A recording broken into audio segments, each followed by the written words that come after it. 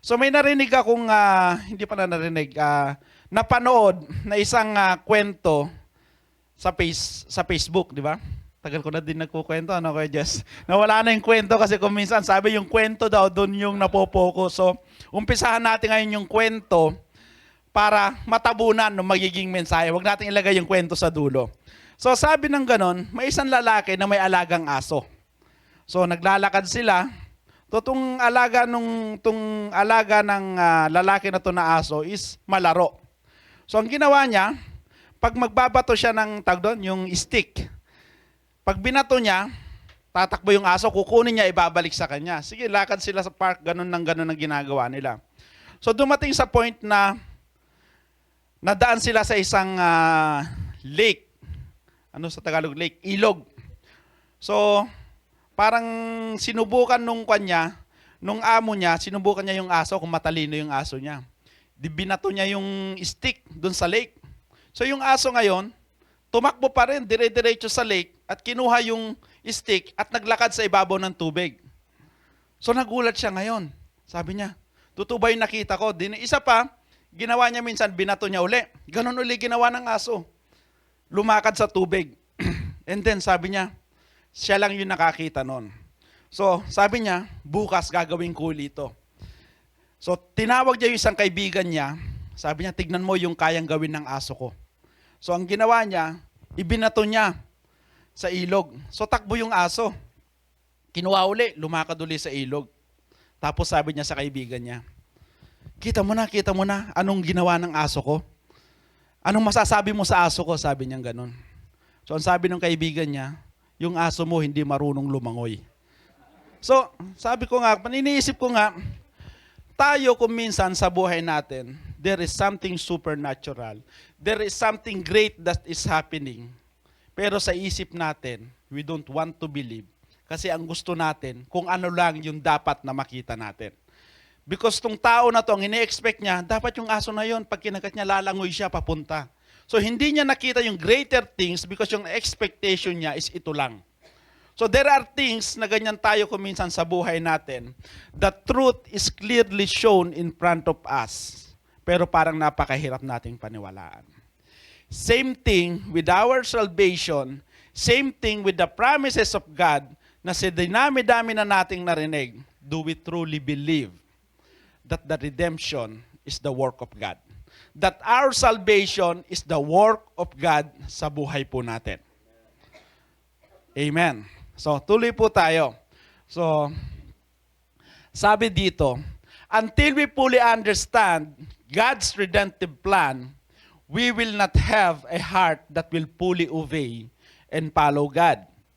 We will continue to doubt God and His promises unless we see and believe His works. So paano natin makikita yung pagkilos ng Panginoon? So paano natin mapapatunayan sa sarili natin na totoo nga ang Panginoon sa kanyang mga pangako? Kung minsan, sabi nga natin, we need to look back on what God has done.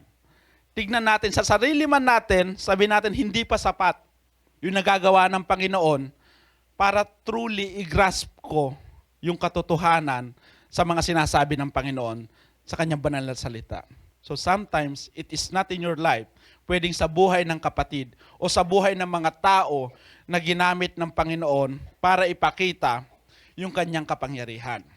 So, sabi pa rin dito, sabi diyan, our salvation is based on activity of God. It is something that God really did, continuing to do now presently, and will continue to do in our life. Until we are brought to that full redemption of the body. So makikita po natin continuous yung pagkilos ng Panginoon. Pero naiisip natin, no? Bakit marami pa rin?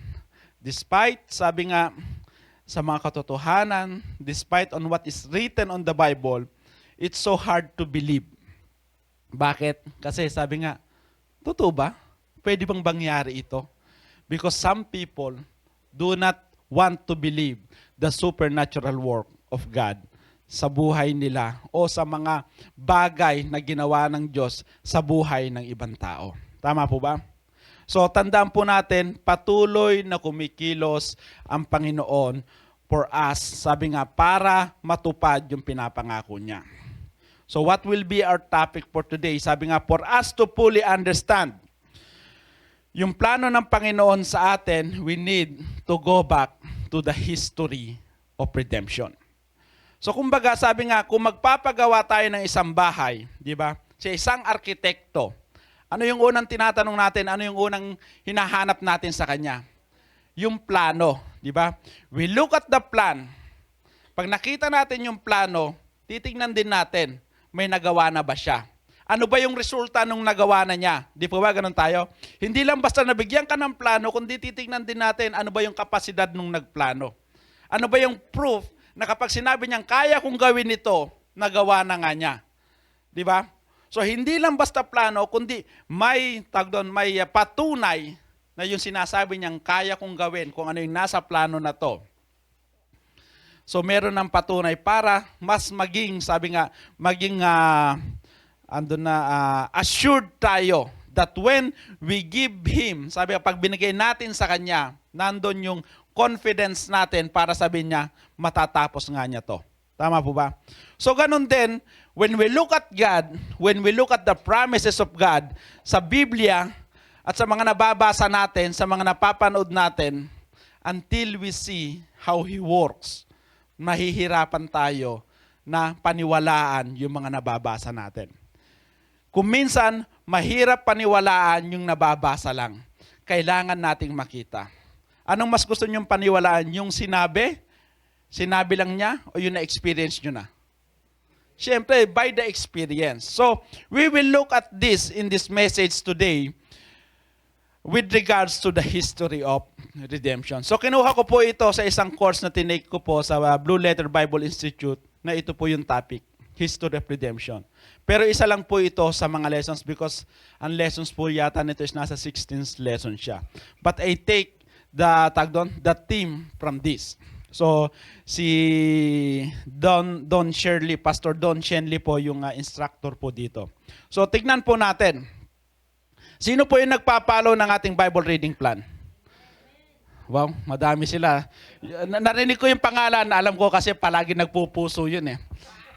Yung isa, yung mabilis magpuso, wala na eh. Kuya Bon? Nagbabasa na yan. Kasi nahuhuli na siya nagpupuso eh. Yan. So, tingnan natin sa mga nagbabasa ng Bible. Sabi doon, what does the first 2 chapters of Genesis and the last 2 chapter of Revelation have in common? Trivia po ito Trivia po. So, hindi natin alam, no? Sige po, alamin natin. Yan. Ha? Creation, yan. Sige. May idea tayo. Yan. So, in Genesis 1:2 and Revelations 21 and 22, makikita po natin, there is no mention of sin. Kung titignan po natin, halimbawa magkatabi kayo, halimbawa si Kuya Jojo at si Kuya Rod magkatabi. Si Kuya Jojo buksan niya yung Revelations 21, si Kuya Rod buksan niya yung Genesis 1. Tignan po natin yung parallelism. You will be amazed. Kasi sabi nga, Genesis 1, it talks about the creation. Revelations 21, mababasa natin, the old earth and the new heaven has come. So para makita natin, dito, nag-create si Lord, dito yung restoration. We will see it. There is no mention of sin. So makikita po natin, yung sin, ibig sabihin, wala nang kukuluhan, kundi makikita natin how. Sabi nga, there are the warnings. So yan po, there is no mention of sin. So in between Genesis 2 and Revelations 20, all throughout the Bible, marami tayong makikita tungkol sa kasalanan.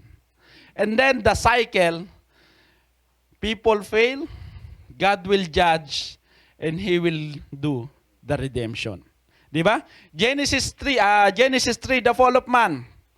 Nagkasala ang tao, ginudge ni Lord, and He promised a redemption, which we will see in Genesis 3:15, na dun po makikita natin yung the promised seed. The seed of the woman, o yung tinatawag po nating proto-evangelium. So, ano po yung makikita natin dito? This is the cycle all throughout until we come to that point.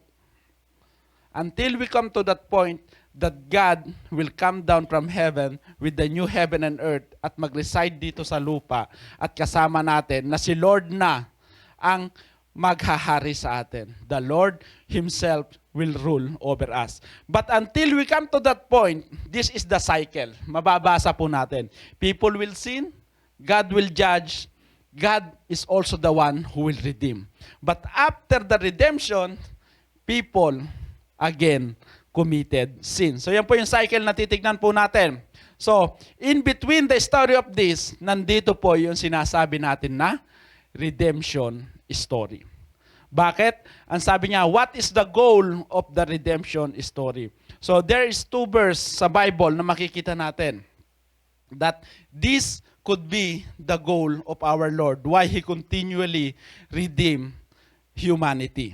So, sabi niya sa Habakkuk 2:14, for the earth will be filled with the knowledge of the glory of the Lord, as the waters cover the sea. So sa Numbers 14:21, ang sabi niya, but truly as I have lived, all the earth shall be filled with the glory of the Lord. So ang pangako niya, ang sabi niya, covered with the glory of the Lord, filled with the glory of the Lord. Ang sabi niya, as I live. Naniniwala po ba tayo na buhay ang Diyos hanggang sa ngayon? So kung makikita nga po natin dito, when we look at these 2 verses and we read Revelations 21 hanggang 22, it is already completed. So sabi nga po, the revelation of God is progressing. Pero babalik tayo sa pinakauna for us to truly understand kung saan nagsimula. Sabi nga, kung paano ginawa ni Lord yung kanyang plano for the redemption of humanity. So, anong sabi dito? Naniniwala po ba tayo dito? Na hindi nagsimula ang tao sa kasalanan. Tama ba? Hindi create ni Lord ang tao na makasalanan. Sino ba yung unang ginawa ni Lord? Si Adam. Makasalanan ba si Adam? Hindi, di ba? So, we agree with this. Man did not originally start with sin, and man is not going to end with sin. Siguro sa bandang dulo ng statement na to, mapapaisip tayo. Totoo ba? Some, di ba sabi natin, bakit po natin sinabi is not going to end sin? Dahil may plano ang Panginoon so that yung original plan niya is mapangyari pa rin. So kung titignan po natin, sa Genesis 1:27, sabi ng Panginoon, so God created man in His own image, in the image of God. So He did not create them originally with sin.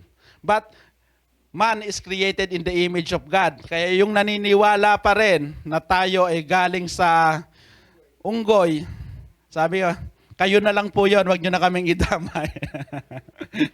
So, pangalawa, sabi dito sa Romans 8:29, so, in the first chapter of Genesis, sinabi niya na dito, in the image of God. Pagdating sa Romans, sabi niya, for whom He foreknew, He also predestined to be conformed to the image of His Son. So patuloy niya pong pinapakita that this is the plan of God for us to be conformed, so that in this conformity, kasi ang unang plano niya is for us, through us, the glory of God will be seen.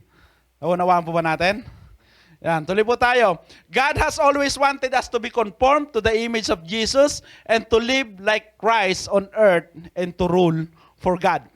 Bakit sinabi natin to rule for God? Mapapasadaan po natin mamaya. Parang ang bilis ng oras, no? So God's redemptive plan is not just a doctrine. So yung katuruan tungkol sa redemption is not just a doctrine. Bakit? Sabi dito, doctrine or an idea, pero ito po ay ang tunay na pagkilos ng Panginoon. And we will look at the history how God did it. Kung paano ito ginawa ng Panginoon. And we will start, syempre, sabi nga, in the book of the beginnings, which is called the book of, ano po ibig sabihin ng Genesis? Ha? Ano ibig sabihin ng Genesis? Beginning. Kaya nga the book of beginning. Kaya po siya Genesis because Genesis means the beginning. So ilang chapters meron sa Genesis? 50, yan. Yan, nilabas ko na para kung hindi obvious na hindi nagbabasa. Yan. So there are 50 chapters in the book of Genesis. Agree po ba tayo? Nakita po natin o narinig lang o nabasa lang? Nabasa lang, di ba? Kasi andito na eh. Imposible magkamali si pastor. Di ba? So wag kayong maniwala, mamaya mo minaliko kayo, 49 lang pala. Kaya tignan niyo yung Bible nyo. Di po ba? So makikita natin in these 50 chapters in the book of Genesis, if we will study it, mahahati lamang po ito sa dalawa. Kung makikita natin from Genesis 1 to 11 and from Genesis 12 to 50. So, pag binasa po natin at nakasunod po tayo sa pagbabasa sa mga nagpupuso po dyan, kung mag-a-agree po kayo, yan.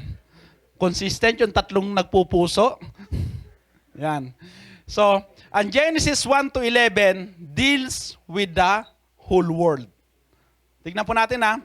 Kasi ang sabi niya sa Genesis 1, in the beginning, God created heaven and earth. Ang sabi niya, it is without form.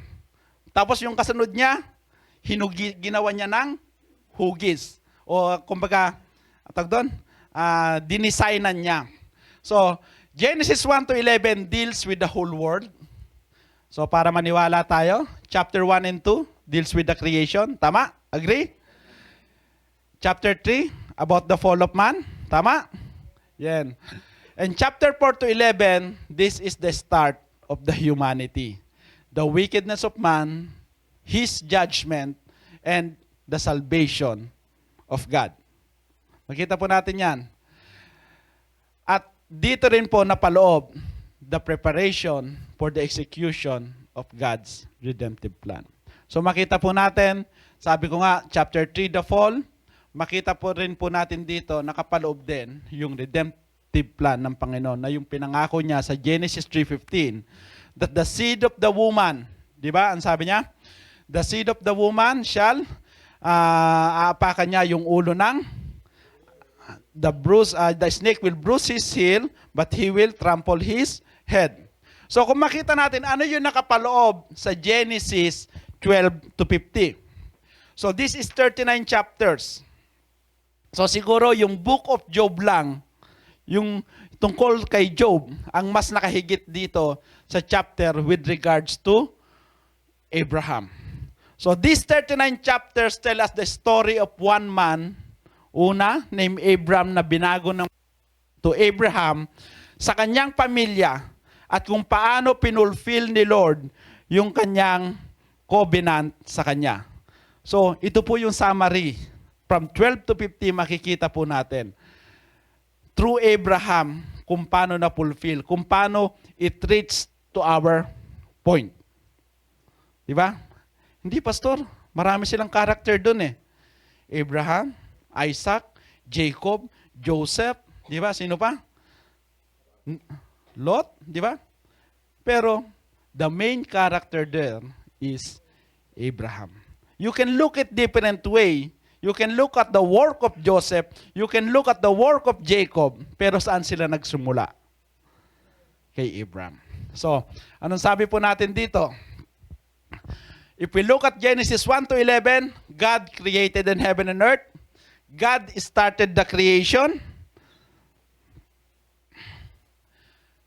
God created man in His image. Sabi po dyan, God gives man dominion over His creation. Narinig niyo na po ba yung dominion mandate na sinasabi po nila?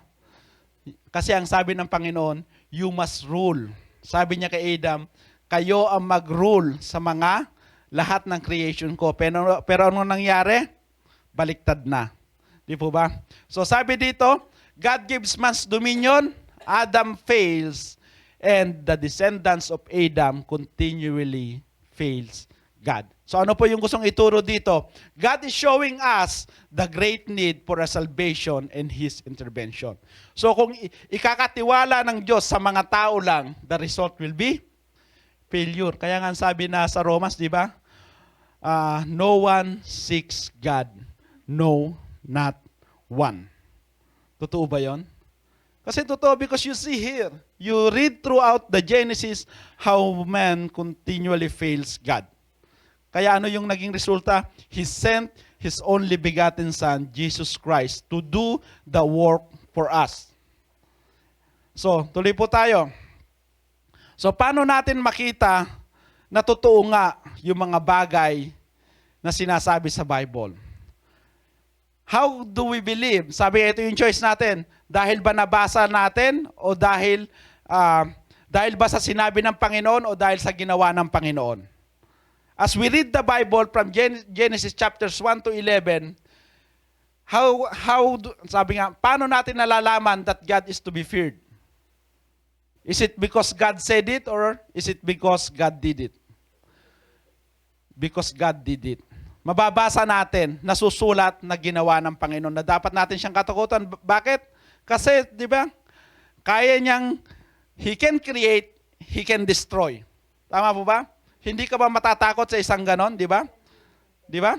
Sa mga magulang nga lang natin, pag may hawak ng pamalo, di ba? Takot na takot ka na. Eh, paano pa yung tao na kayang i-destroy lahat? Na kayang lipunin lahat at itira lang ay 8. Di po ba? So, God is able to create and destroy. Ano pa? He is patient with sinner, but He judges. Dahil sinabi lang ba niya? Iba kasi yung sinabi lang kaysa sa ginawa na. Kaya nga sa Bible, makikita natin yung patuloy na pagkilos ng Panginoon. So lahat po ito, lahat ng statement dito, it's because God did it. Alam natin, hindi dahil sinabi lang ng Panginoon. So ano po yung masasabi natin? Hindi lang basta sinasabi ng Panginoon, kundi lahat ng sinasabi niya ay ginagawa niya. So napapatunayan natin na siya ay Diyos, hindi dahil sinabi niya na siya ay Diyos, kundi dahil nakikita natin yung kaya niyang gawin. So sabi dito, He is concerned about His earthly creation and He is concerned personally. Bakit po natin nasabi ito, di ba? After the flood, after niyang isave si Noah, di ba? Sabi ng Panginoon, naalala niya si Noah. Kaya nung sinabi niya, pinahupa niya yung baha. Di ba? So makikita natin, nung pinalabas niya sa Garden of Eden, si Adam and Eve, ano yung pinantakip ni Adam and Eve? Dahon ng?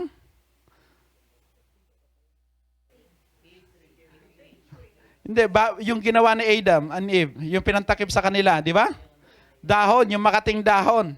So, if we do not care for them personally, hindi siya gagawa ng balat ng hayop para i-cover sa kanila. So, paano natin nakita? Sinabi ba ni Lord? Hindi. Dahil ginawa ni Lord, kaya dapat paniwalaan natin. He has complete control over His creation. Sabi nga natin, alam niya kung hanggang saan lang. Di ba? So, lahat po ng statement na yan, He is a God of new beginnings. Kung nagbabasa tayo ng Biblia, paniniwalaan natin dahil ginawa niya pong lahat yan. So, He rescues those who trust Him. He keeps His promises. We know and we can agree with all of this because God actually did it. Kaya nga pong sinabi, the redemption is not just a doctrine to study, but it is a history to behold. Anong ibig sabihin? Totoong nangyari yung plano ng Panginoon. So, continue pa po tayo. So, we'll see pa din. Sabi dito, He created man, but man has fallen. Tama po ba? You agree with this? Nag-BBS lang po tayo. Ganito sana sa BS, no? Tahimik lahat, no? Kung may tanong po kayo, hindi po pwede, ha? So, He created man, but man has fallen. So, fallen man from Adam to Seth. Anong nangyari after this? Di ba? He has had to destroy the earth with a flood because man was so wicked. So, dumami sila Adam, pero anong nangyari? Sabi sa Genesis, naging napakasama ng tao, di po ba? And then, we start with the story again of Noah. Then, from Noah to Shem, Japheth, and Ham sa kanyang mga anak, but still, at the Tower of Babel, now he has scattered man. Di ba? Kasi ang gusto ng mga tao, sama-sama na lang tayo, let's build this tower that will reach to heaven. Kaya nang sabi ni Lord, baba tayo, i-scattered natin sila. Kasi, kapag nagsama-sama sila, hindi na sila makikinig sa akin. Gagawin na lang nila kung ano yung gusto nila. Nabasa po ba natin yan sa Bible?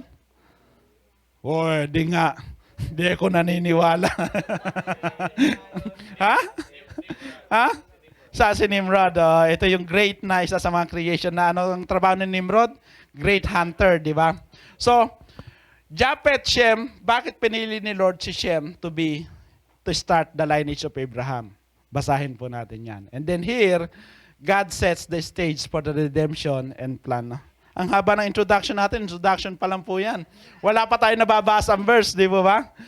It is the work of God that saves us. Tandaan po natin, it was not just an idea, but it was the real cross of history that brought about our salvation.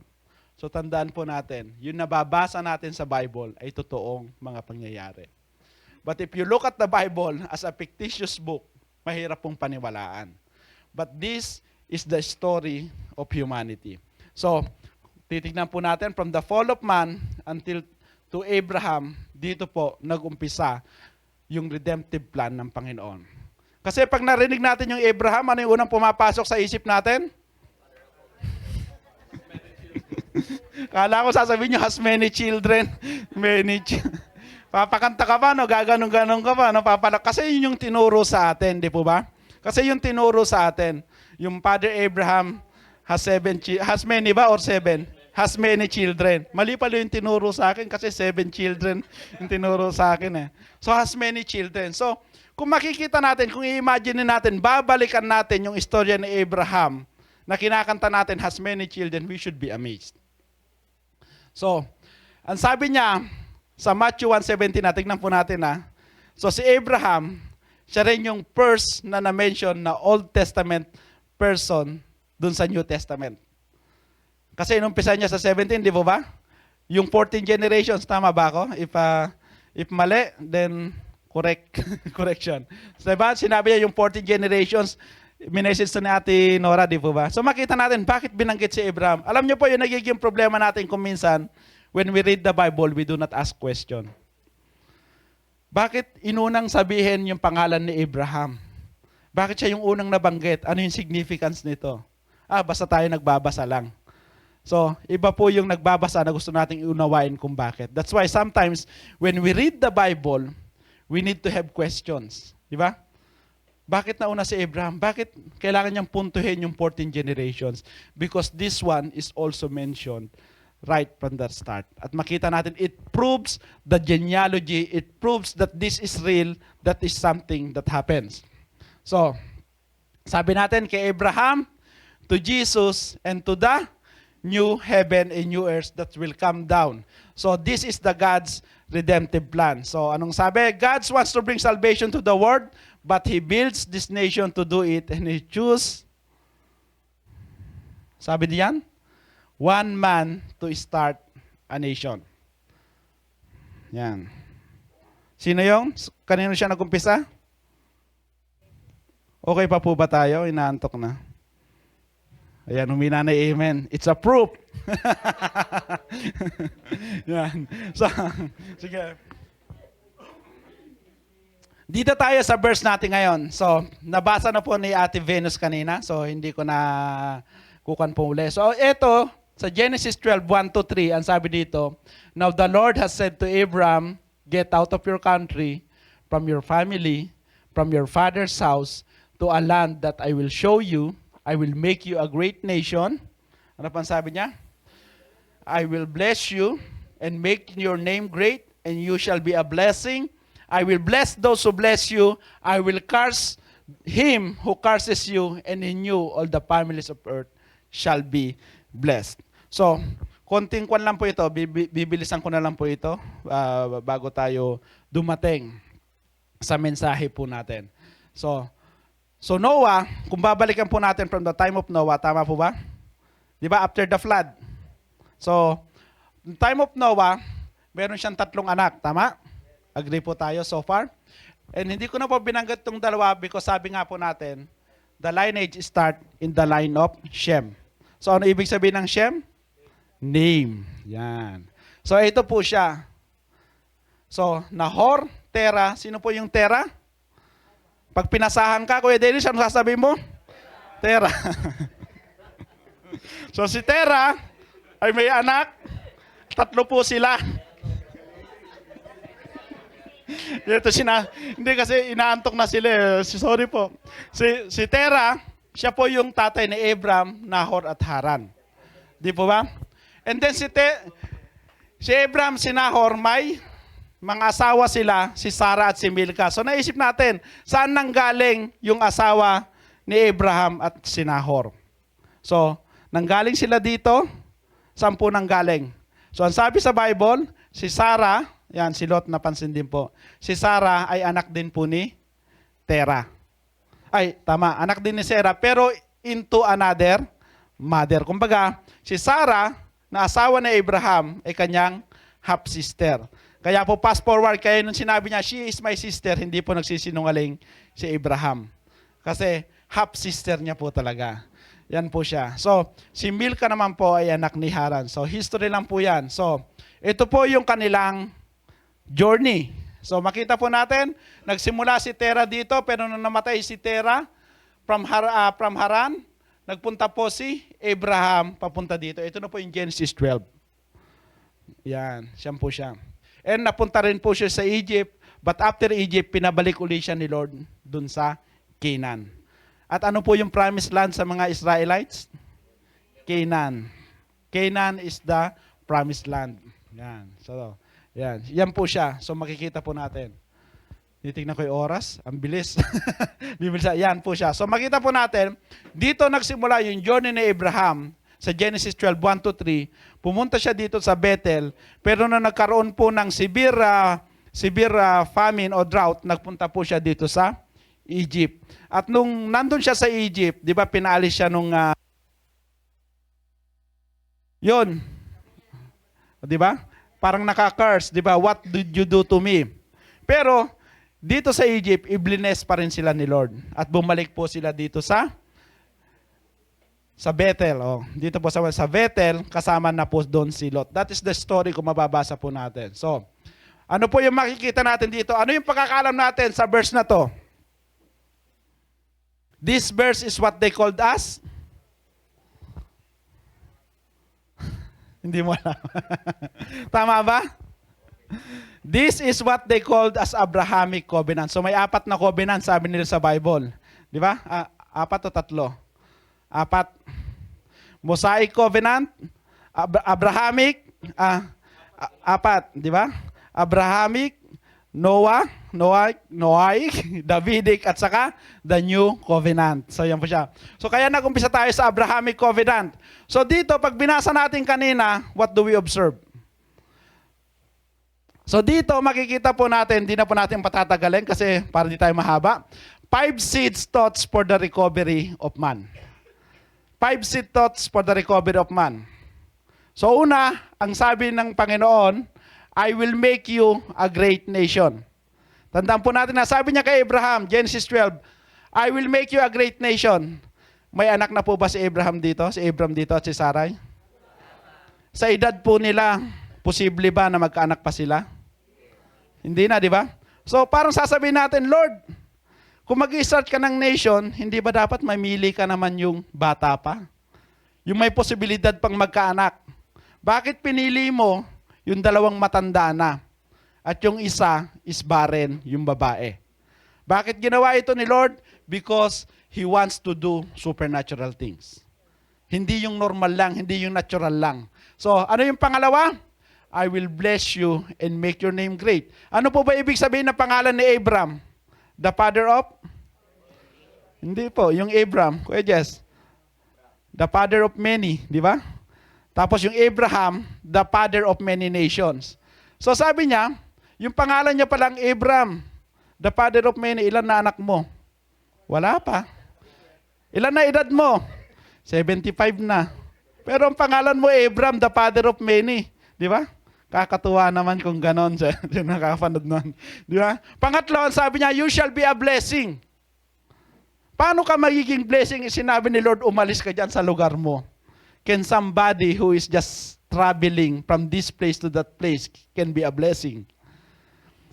Pangapat, I will bless those who bless you. I will curse him who curse you. So, andito yung protection and provision. Tama po ba?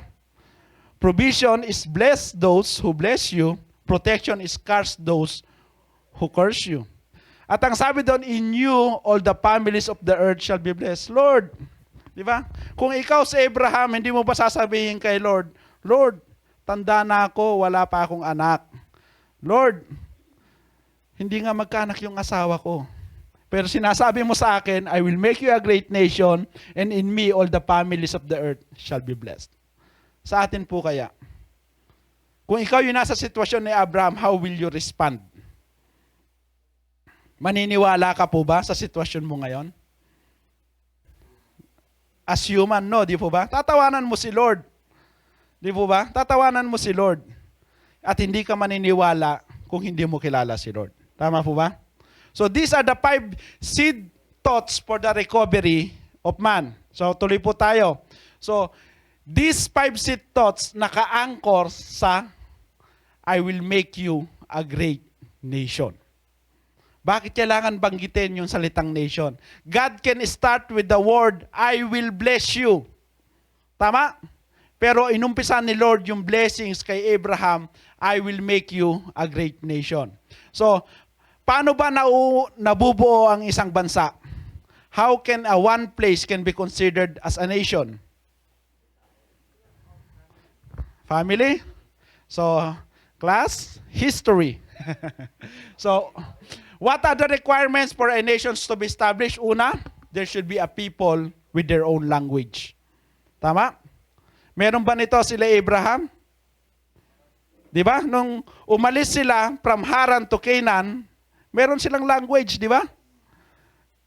Kaya nga sila ni-scatter ni Lord, di ba? Nag-start sila sa Tower of Babel, di ba? They have their own language. Pero ilan lang sila? Si Abraham, si Sarah, si Lot, di ba? Ilan lang sila, di po ba? And then, there should be laws and government to rule over them. So, meron na ba si Abraham nun? Wala pa because they are still on the journey. And then, they should have a land to own. Meron na ba si Abraham? Wala pa rin. So, makikita natin, Lord, all I have is these people. Maybe ito lang, ako yung asawa ko, mga servants ko at yung pamangkin ko. Pero ang sabi mo sa akin, I will make you a great nation. So there are things that is impossible in our grasp, but when God says so, just like Abraham, we must trust. We look at the one who makes the promise. So, sabi dito, yan, nauna po yung tanong na yan, God is building a nation on earth because He wants to bring the Messiah through this. Tama po ba? Because He wants to bring the Messiah to this. Bakit? Yung Israel, the nation of Israel, di po ba? So the nation Israel starts from this promise and fulfilled through the life of Abraham. So tignan po natin mamaya pa rin yan. Isa-isahin po natin. In the Old Testament, these are the things that we need to see. In Genesis 3:15, the promised seed. In Genesis 12:1-3, di ba? Abrahamic covenant. And in the New Testament, meron tayong tinatawag na the Great Commission. So how it is related? How is the Great Commission related to the proto-evangelium and to the covenant to Abraham? Kasi ang sabi doon sa Galatians 3:14, that the blessings of Abraham may come upon the Gentiles in Christ Jesus. So anong sabi sa Matthew 28:19-20? Go ye therefore in all nations. So all nations, ibig sabihin lahat, kabilang ang mga Gentiles. So makikita po natin dito, in the Old Testament, the Messiah is provided through a great nation, and in the New Testament, it has being proclaimed. Tama po ba? Ito po ba yung nabasa o naririnig natin with regards to the coming of the Messiah? He comes through the nation of Israel. Di ba? Saan po pinanganak si Jesus? Bethlehem. Pero ano yung kanya? Ano yung nationality niya? Is he a Nazarene? Is he a Israelites? But he comes from the nation of David. Davidic line. And David comes from the line of Abraham. So sabi dito, I will make you a great nation.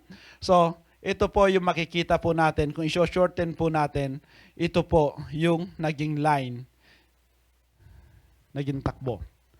So, tignan po natin si Abraham, Nagkaroon sila ng anak si Isaac, si Jacob at si Esau. But the promised seed comes through to Jacob, to the 12 tribes of Israel. At ilan po sila dumating sa Egypt? 66. Di ba? Kasi andun na si Joseph. Di ba? Di ba? 66 lang po sila. So total 70 persons. And then, pag binasa nyo ang Exodus 1:7-8, anong sabi doon? Dito sa Exodus 1:7-8, ang sabi nung there is new king of new king in Egypt, at ang sabi niya, ang mga Israelites ay dumarami na. They are more blessed than us. Kapag nagrebelde sila o sumanib sa ibang kaharian, matatalo tayo, kaya pinahirapan po sila. And then ito na po, from Exodus 1, proving, di ba? Kung tatandaan po natin, I will make you a great nation. So they are a nation within a nation. Kasi they are bigger than the Egyptians na eh. Di ba?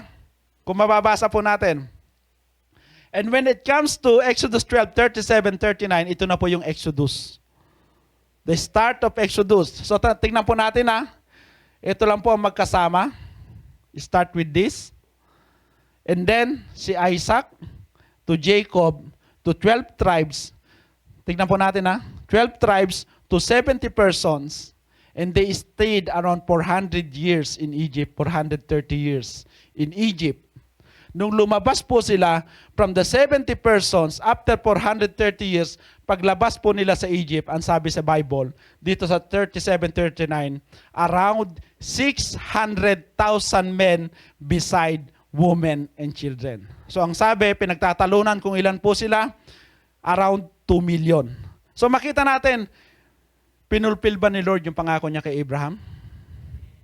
Imagine ninyo, barren, imposibleng manganak, matanda na sila, but in the end, they become a great nation. So, we believe that the plan of God will happen because God is doing it. It's not because you just heard it from the preachers, but it is actually God doing it. So, ibig sabihin, ginagawa talaga at pinangyayari ng Panginoon yung mga pangako niya sa kanyang buhay. Did we agree with that? Amen. So, palakpak nga po yung inaantok.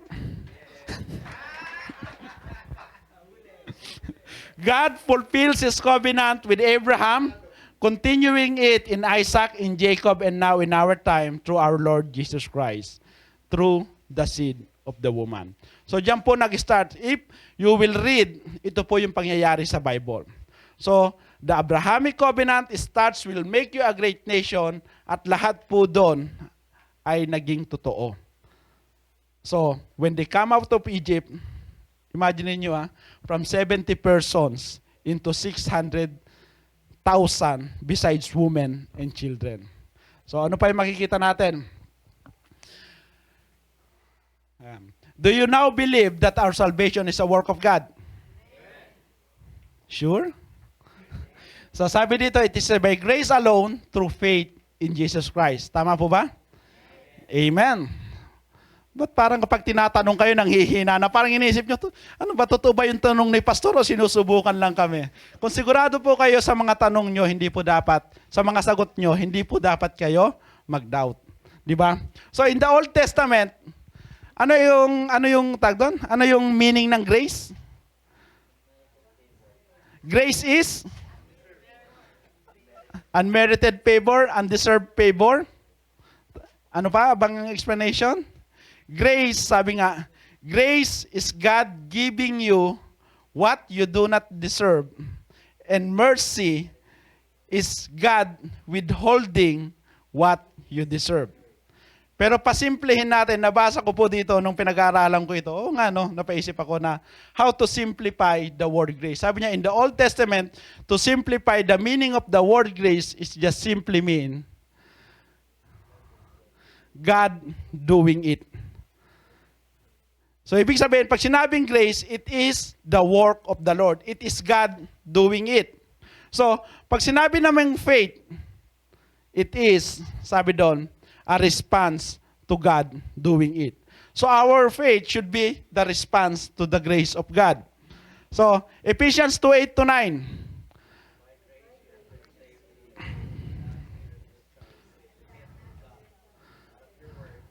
So, palitan natin ngayon yung salitang grace ng for God doing it. Papasok ba siya?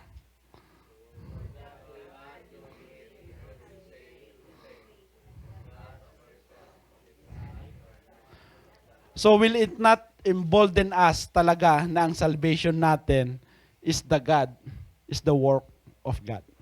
Di ba? For God doing it. Si Lord ang gumawa nito. So, in the Old Testament, how do they respond with the grace of God? Abraham is by obedience. Mababasa po natin yan sa Hebrews 11.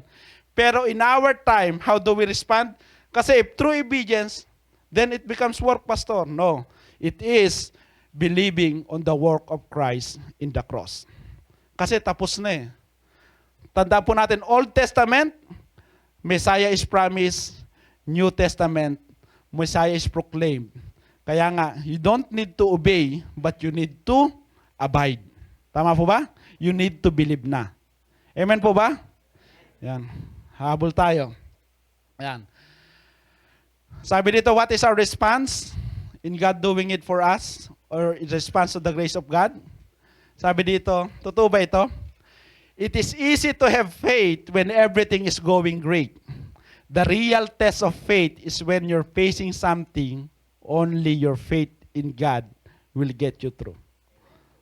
Totoo ba yan? Di ba? Lord, ang dami ko nang in-applyan, hanggang ngayon wala pa. Di ba?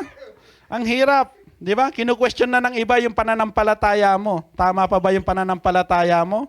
O mali na lang yung gusto mo, di ba? Yes, but naniniwala ako, I have that faith that God will give it in the right time. So sabi dito, so in the life of Abraham, meron pa tayong 7. Can we make it in 7 minutes? Kaya pa siguro to, di ba? So, to truly understand the faith of Abraham, kasi sinasabi natin, di po ba?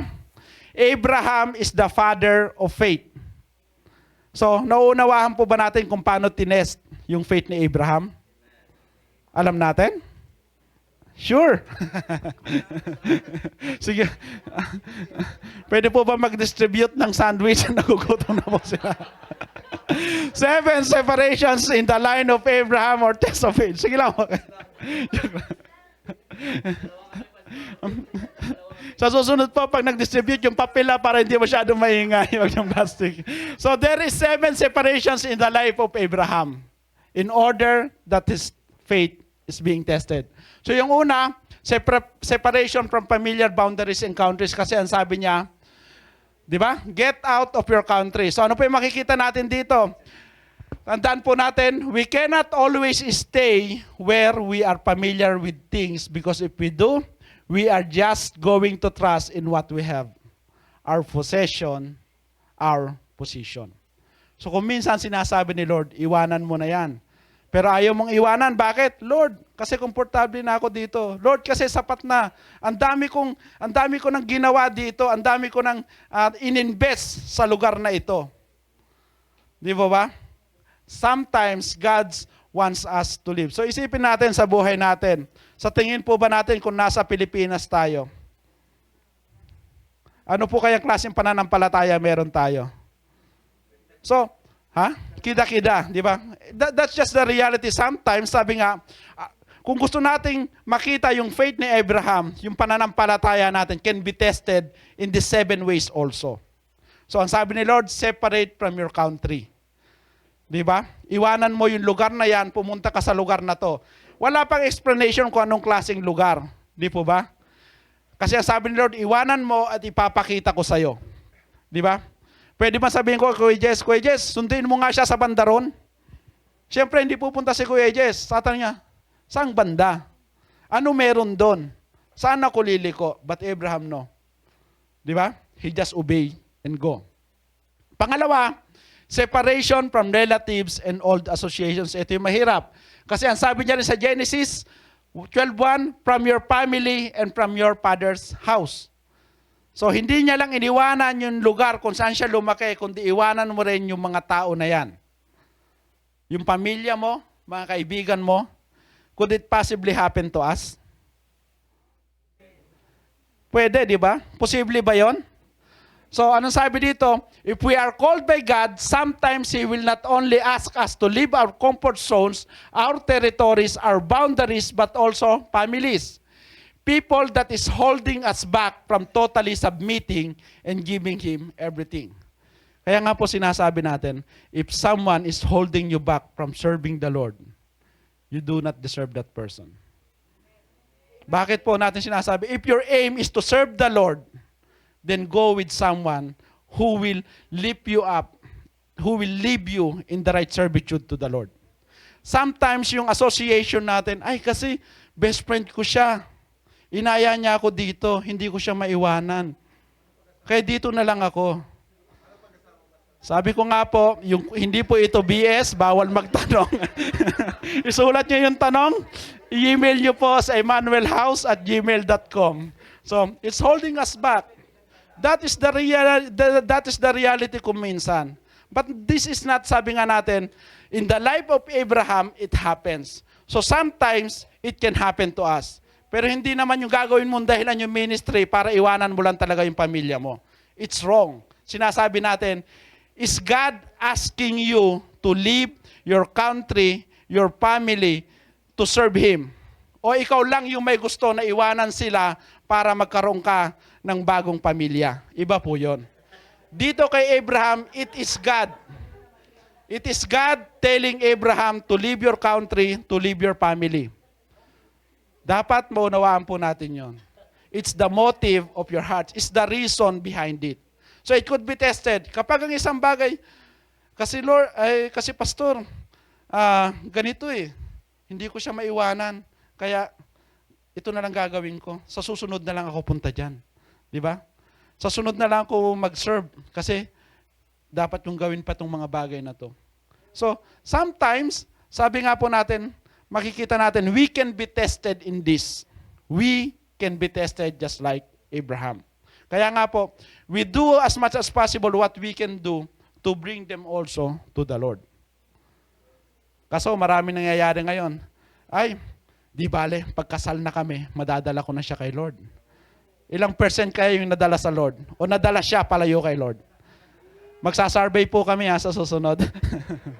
Pangatlo, separation from Egypt or the world. Kasi ang sabi dito sa Genesis 13:1, then Abraham went from Egypt.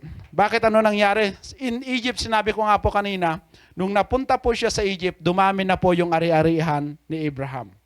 Pero nang sabi ni Lord, iwanan mo yung Egypt. So Egypt, ang sabi, can be considered as the world.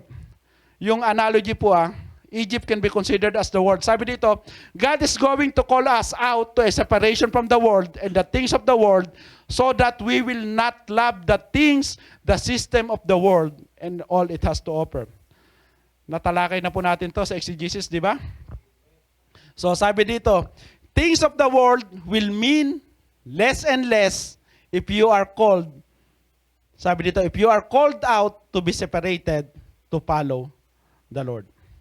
So sino na ano na yung mas importante sa atin? Yung calling ni Lord. Tama po ba? But until na mas mahabigat pa rin yung hatak ng mundo kaysa sa hatak ni Lord, kayo na po manghusga sa sarili niyo niyan.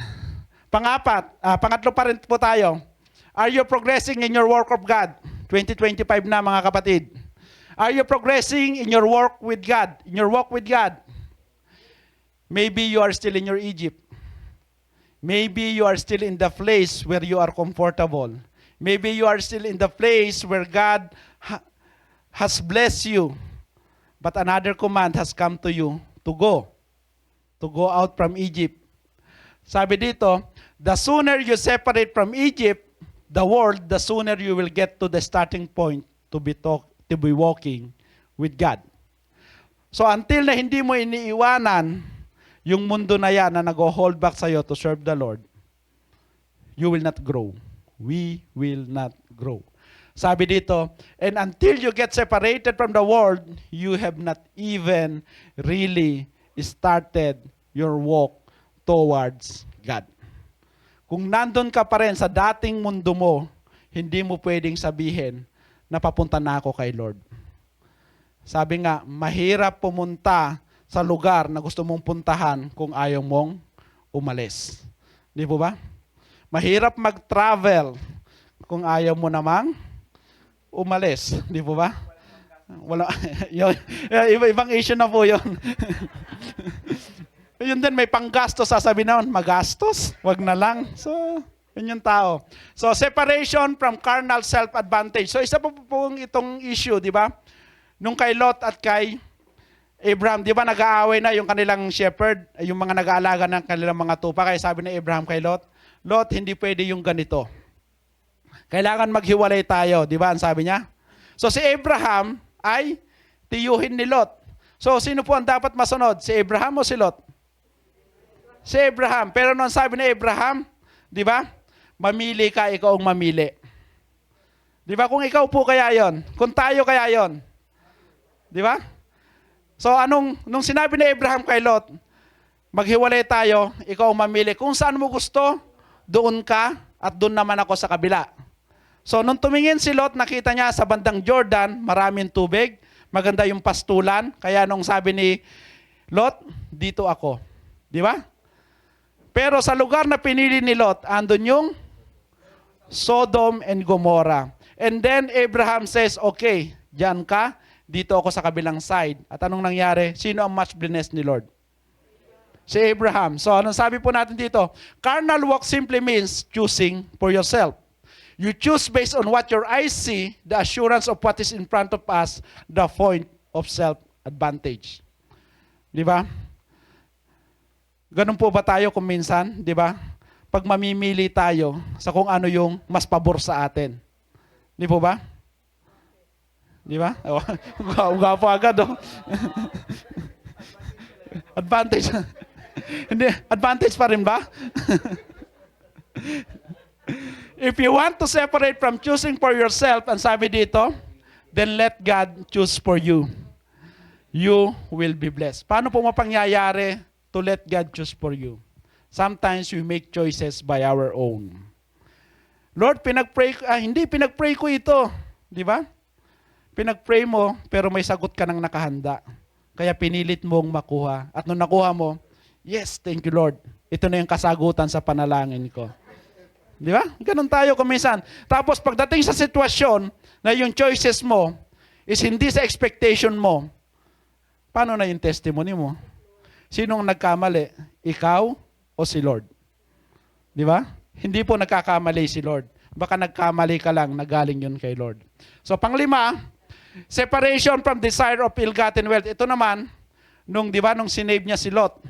Ang sabi nung isang hari doon, si mahirap bigkasin yung kanyang pangalan, pero nagsisimula sa letter C. Di ba? Sholowander o something doon. May R sa dulo, E-N-R. So sabi niya, Chalamander. so sounds alike. Sabi dito, those who trust in God's provision knows how to separate himself from the riches that might take away the glory from the Lord. So ano po yung lessons dito? Ang sabi nung hari na yon, di ba? Ibigay mo sa akin yung mga tao na pagkakaloob ko sa iyo kung ano man yung gusto mo. Kung ano man kayamanan ang gusto mo. Pero nung sabi ni Abraham, wala akong kukunin ni kahit isang kusing sa iyo. Baka kasi pagdating ng panahon, sabihin mo na yumaman ako dahil sa tulong mo. Sabi niya, my God will provide. Yun po yung sabi ni Abraham dito sa Genesis 14, kung mababasa po natin yung story. At anong sinabi niya po dito, di ba, ginagamit din natin with the teaching about tithes. Bakit nag-tithes si Abraham kay Melchizedek? Because he was blessed. Kaya nga po, pag nagtatides tayo, you tithes because you feel blessed. Di ba?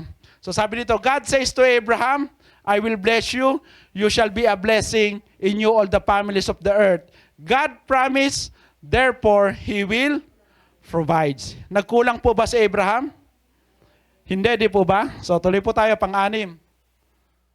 Ayan, separation from fleshly man attempt. Lord, ginagawa ko ito for your glory. Pero how are you doing it? Di ba? So sabi niya kasi dito, and Abraham said to God, oh, that Ishmael might live before you. Bakit po nagkaroon ng Ishmael in the story of the Bible? Di ba? Kasi ang sabi ni Sarah, hindi tayo magkaanak. Ito yung tag doon, yung katulong ko, si Hagar. tabihan mo siya at magkaroon ka ng anak sa kanya. Pero before that happens, sinabi na ng Panginoon kay Abraham, I will make you a great nation. So, nag-antay naman si Abraham ng around 10 to 11 years bago siya gumawa ng anak kay Hagar. Di ba?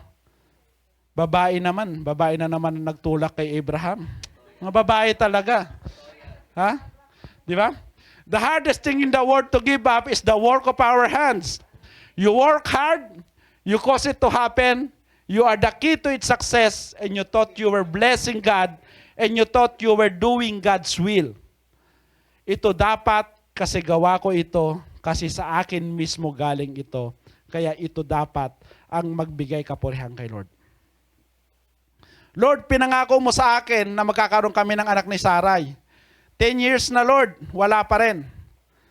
Kaya tabihan ko na lang si Hagar. Diba? Kaya sinabi niya dito, Lord, yung pangako mong blessing, ibigay mo na lang kay Ishmael. At ano, in the end, si Ishmael is isa sa mga naging, sabi niya, kalaban ng lahat. Tama po ba? Do we agree on that? So, Ishmael is the work of Abraham's flesh. Hindi siya yung pangako ng Panginoon kay Abraham at kay Sarai. Kaya nga po, from this story, we get the quote, do not create your own Ishmael. Ano po yung ibig sabihin dito? Do not create your own Ishmael. Did Ishmael become a problem to Isaac in the end, to the Israelites in the end? Did the tribe of Ishmael has been in conflict all throughout to the tribes of Israel?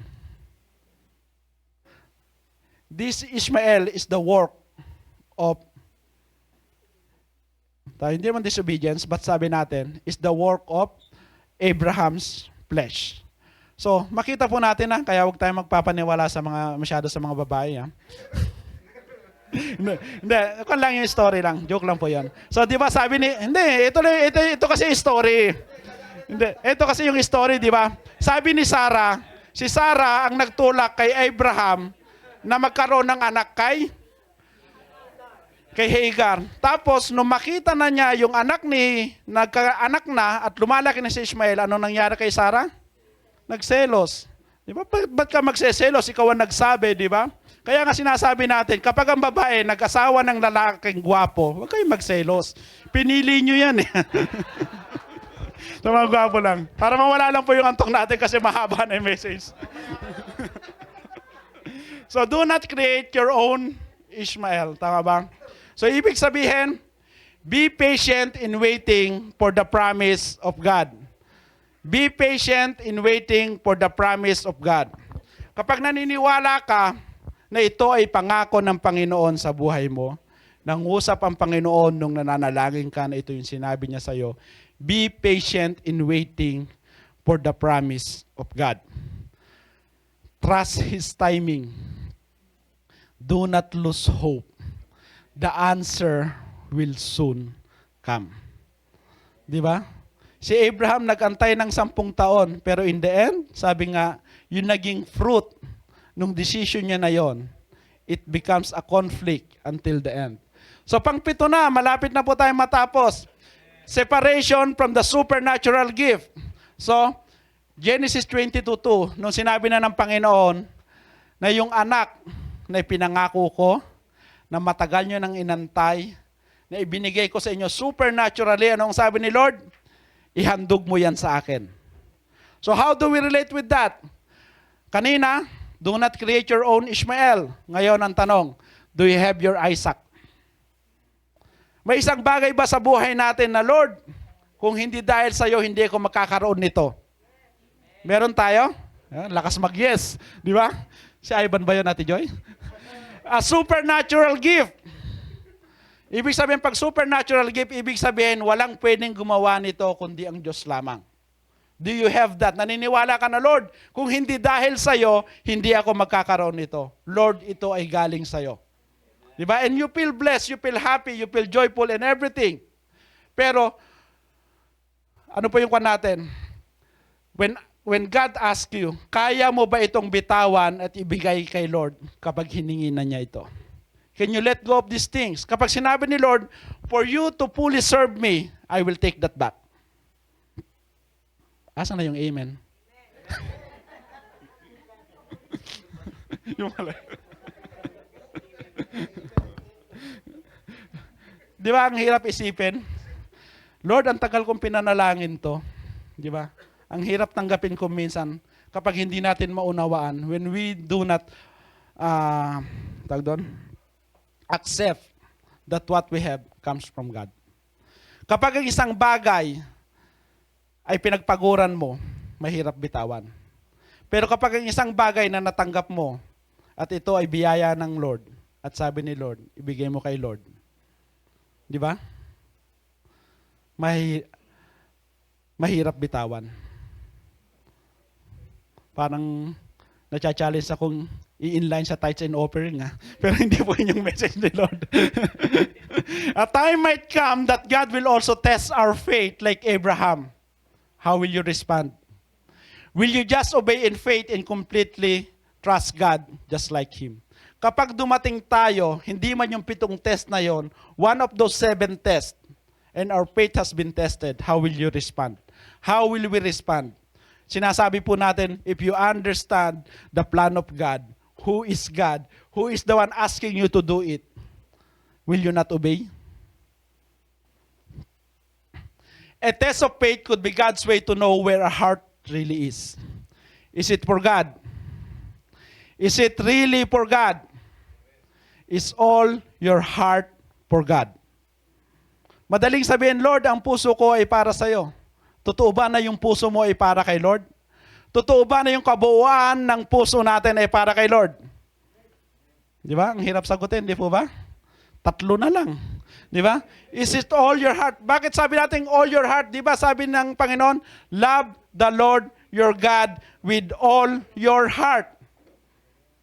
Kasi pwede mong i-offer yung puso mo eh. Lord, ito yung puso ko. Pero ang gusto ni Lord, yung kabuuan ng puso mo.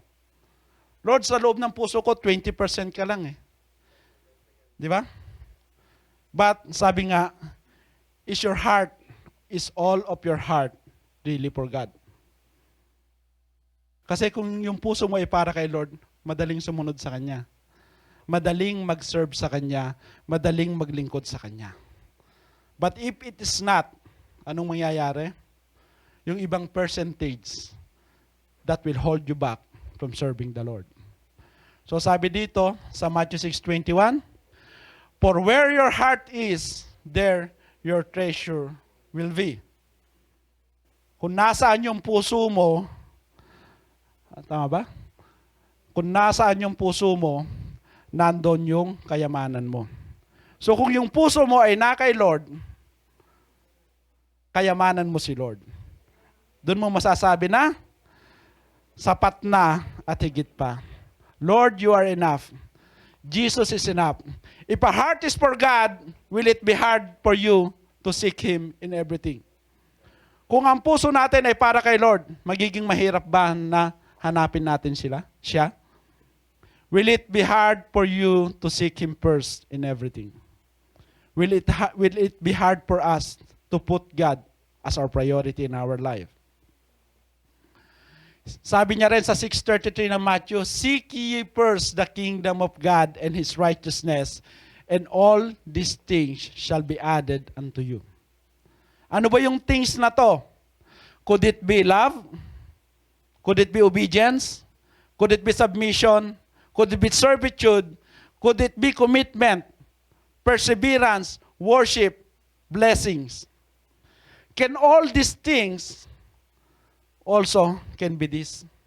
Or for us, all these things should only be blessings. If your heart for God, you will have the love for God, you will have the obedience to God, you will submit to God, you will serve God, you will commit to the work of God, you will persevere, and you will continue to worship God. Ang sabi dito, is it possible that these are the things that will be added unto us?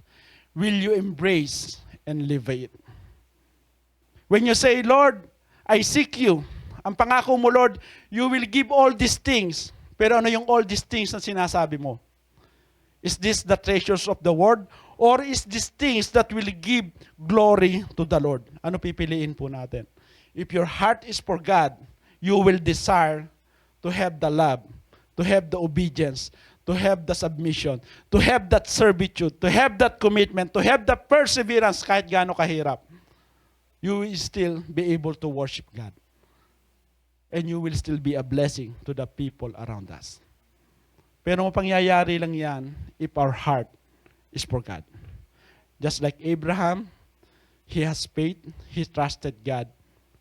We can never question about his heart because definitely his heart is for God. Amen po ba?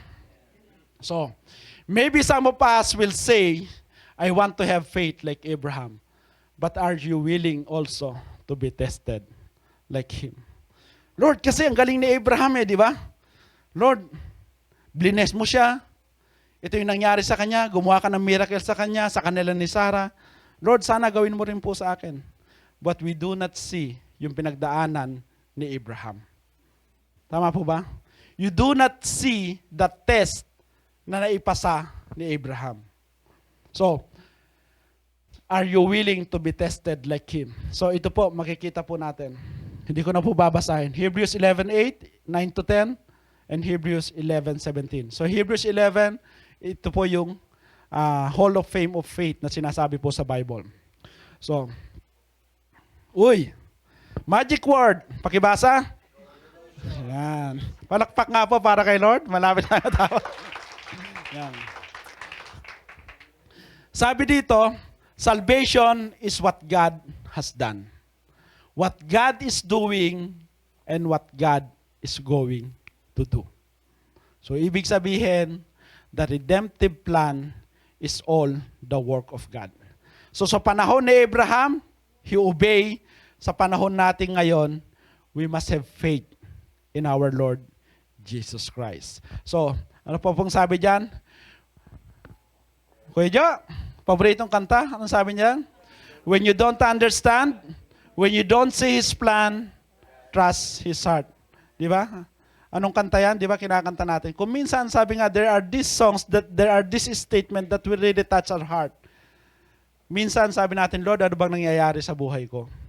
Lord, bakit ba ganito yung kinakaharap ko? Lord, hindi ito yung gusto ko. Lord, hindi ito yung pinag-pray ko. Lord, bakit parang ang layo ko sa'yo? Lord, sabi mo ganito yung gagawin mo sa akin, sumunod lang sa'yo. Sometimes, we reflect on ourselves. If you look upon God, and you see the work of God, all throughout the people whom He used. Tandaan po natin, sabi nga natin, hindi man natin maunawaan, hindi man natin makita yung kanyang plano, pero kung alam mo yung puso ng Panginoon, magtitiwala, mananampalataya, at patuloy nating panghahawakan yung mga pangako niya sa ating buhay. So sabi dito, our real security can only be found in God's redemptive plan. Ibig sabihin, you trust Him. You put your trust unto God. You obey Him, you abide in Him. Kasi ang sabi nga ng ating Panginoon, sabi nga, it's just a very simple verse, pero hindi na po talaga nawala sa isip ko. John 14:1. For me, sabi nga, ang sabi sa John 14:1, let not your heart be troubled. Di ba? You believe in God, anong sabi ng ating Panginoon? You believe also in me. So hindi niya lang yun. If you believe in God, you believe also in me. At ano yung sinabi niya? In my Father's house. So ibig sabihin, nandun yung assurance. So sa atin, sabi nga kung yung puso natin ay na kay Lord, sabi nga ulit-ulitin natin, kantahin natin tong kanta na to, but in the end, you will learn to trust God. You will learn to love God more. Di ba? Because He deserves it. So, as we close this message, tayo nga po tayong lahat. And this is a simple prayer din po. Sabi nga po natin, sa buhay po natin, hindi po ito lahat nababasa na natin. Lahat alam natin tong prayer na to. Sa tingin ko, lahat tayo dito, nasambit na yung prayer na to. But when we come into this prayer, we must understand na yung plano pa rin ng Panginoon sa buhay natin ang mapangyayari. Sabi nga po natin, kung minsan may mga tanong tayo sa buhay, minsan nasasabi natin kung bakit nangyayari ito. But this is the one of the prayer that God tells us to do. For us to fully grasp kung ano ba talaga yung plano niya sa kanyang buhay. So, as we read this prayer, then I will close this gawain. Sabi niya dito, Our Father in heaven, hallowed be your name. Your kingdom come, your will be done on earth as it is in heaven.